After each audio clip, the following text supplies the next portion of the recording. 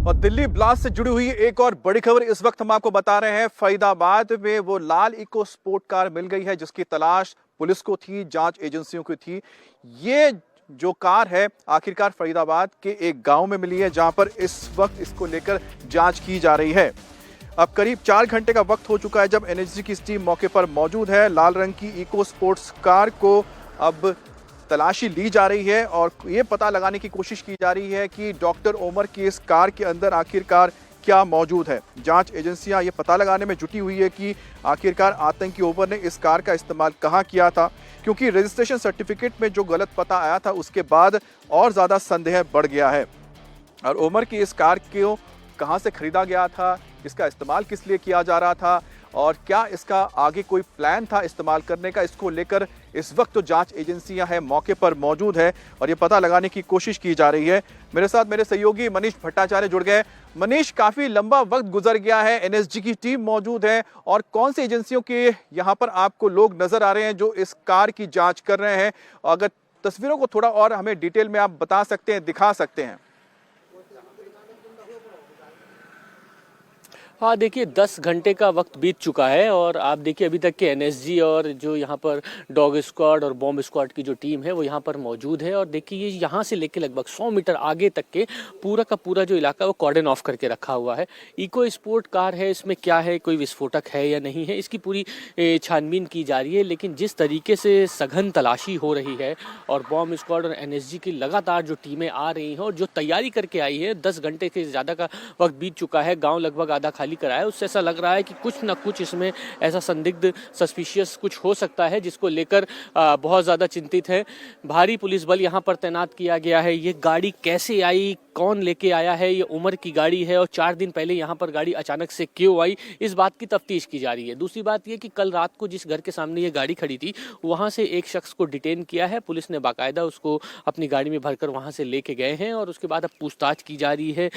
वाहिद नाम का जो शख्स है बता रहे हैं उसका ये घर है और जिस शख्स को लेके गए उससे कहीं ना कहीं उमर या मुजम्मिल का कोई परिचय था। और भी कुछ कड़ियां सामने आ रही हैं कि इसमें कहीं ना कहीं ये जो शख्स है जो गाड़ी की रिपेयरिंग के यहाँ पे काम करता था उस सेंटर पर ये कार गई थी, जिसके बाद मुजम्मिल से इसका परिचय हुआ है और वो जिस सेंटर पर गई थी वो कहीं ना कहीं अल-फलाह यूनिवर्सिटी के आसपास है और इसी घर के लोग भी कुछ अल-फलाह यूनिवर्सिटी में काम करते हैं जो कहीं ना कहीं मुजम्मिल, उमर, इन लोगों से टच में आए हैं। इन तमाम कड़ियों को पुलिस जोड़ रही है, लेकिन अभी सबसे ज़रूरत ये है कि ये जो इको कार खड़ी है इसमें किस तरीके का एक्सप्लोजिव है, कितना है, इसको पूरा तलाशी ले और कॉर्डन ऑफ करके रखा है। आप समझिए रात को 8:30 बजे एनएसजी और ये बॉम्ब स्क्वाड की टीम यहाँ पर आ गई थी और सुबह तक के अभी उसको पूरी की पूरी छानबीन, पूरी तलाशी सही तरीके से की जा रही है। 10 घंटे का वक्त बीत चुका है, यानी कुछ ना कुछ ऐसा उस कार के अंदर मौजूद है जो कहीं ना कहीं चाहते हैं कि गाँव में कहीं कुछ ना हो, इसीलिए कॉर्डन ऑफ कर दिया, पूरे गाँव के लोगों को घरों को खाली कर दिया। ये जो पूरा रूट आप देख रहे हैं किसी को भी जाने की इजाज़त नहीं है, पूरा छावनी बना हुआ है ये पूरा इलाका।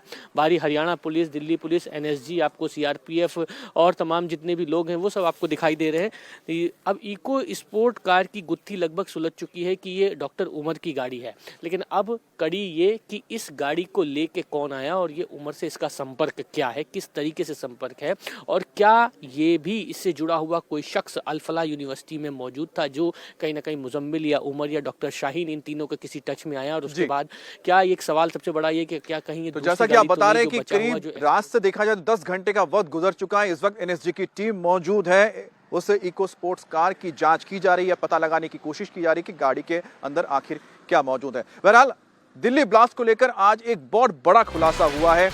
अब ये पूरी तरह से पक्का हो चुका है कि डॉक्टर ओमर ही i20 कार में मौजूद था, वही इस कार को चला रहा था। दरअसल इस धमाके के बाद i20 कार के जो अवशेष बचे थे उसके अंदर से कुछ हड्डियां और दांत मिले थे, उनके डीएनए सैंपल लिए गए। उसके बाद डॉक्टर ओमर की मां के डीएनए सैंपल के साथ उसे मिलाया गया, जो 100% मिलान हुआ है और इससे यह पक्का हो गया है कि डॉक्टर ओमर ही इस गाड़ी को चला रहा था। i20 कार में वो मौजूद था और इस i20 कार के अंदर जो हड्डियां और दांत के सैंपल्स मिले थे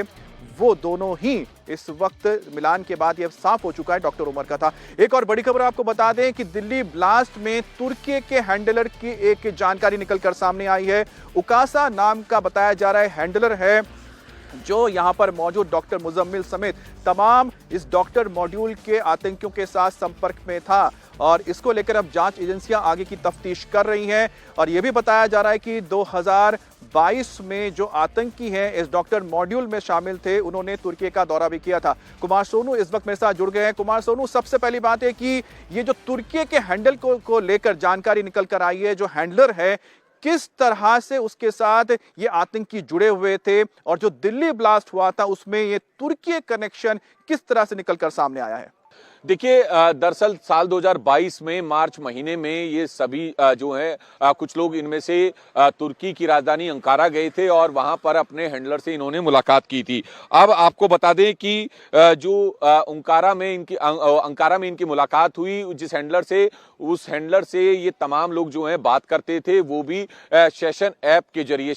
जरिए सबसे ज्यादा जो बात है वो डॉक्टर मुजम्मिल करता था। सबसे ज्यादा जो संपर्क में था वो मुजम्मिल है और सबसे ज्यादा चैट भी जो है वो मुजम्मिल ही करता था। फिलहाल अब पुलिस पूरे मामले की जांच में जुटी हुई है। अंकारा से वापस लौटने के बाद ये पूरा जो डॉक्टर्स का पूरा ग्रुप है, डॉक्टर्स का ये पूरा टेरर मॉड्यूल है, उसको जो है अब जांच एजेंसियों ने बस्ट किया है। लेकिन अब जो इतने भी ये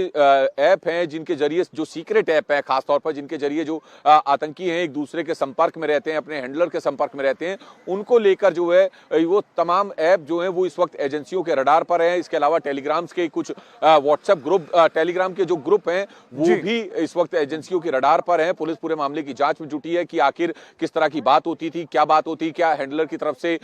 सेशन ऐप के जरिए कोई आदेश भी दिया गया था, इसके अलावा किस तरह की चैट थी, इसके अलावा क्या कुछ मटेरियल भी शेयर किया गया था, क्योंकि डॉक्टर्स का बम बनाने को लेकर एक अलग पूरा मॉड्यूल जो है सामने आया। तो ऐसे में किस तरह का कोई मैप या कोई फोटो, कोई दिल्ली की या दिल्ली के आसपास के इलाकों की कहीं कोई फोटो शेयर की गई थी, जिससे ये साफ हो, संकेत मिल रहा हो इन पूरे डॉक्टर्स के नेक्सस को कि इस जगह जो है ब्लास्ट करना है। जी बिल्कुल सोनू, अब ये जांच एजेंसी को तफ्तीश करना होगा कि आखिरकार दिल्ली ब्लास्ट में तुर्की का क्या यहां पर रोल है और तुर्की कनेक्शन किस तरह से इस पूरे दिल्ली ब्लास्ट के साथ जुड़ा हुआ था। बहरहाल पाकिस्तान में आतंकी जैश-ए-मोहम्मद का ठिकाना है, लश्कर का ठिकाना है, लेकिन पाकिस्तान के साथ जिस तरह से तुर्की की नजदीकी देखने को मिली और पहलगाम और ऑपरेशन सिंदूर के बाद जिस तरह से तुर्की पाकिस्तान के साथ खड़ा हुआ है, ऐसे में यह सवाल और ज्यादा लाजमी हो जाता है कि तुर्की का आखिरकार ये दिल्ली ब्लास्ट से क्या कनेक्शन है।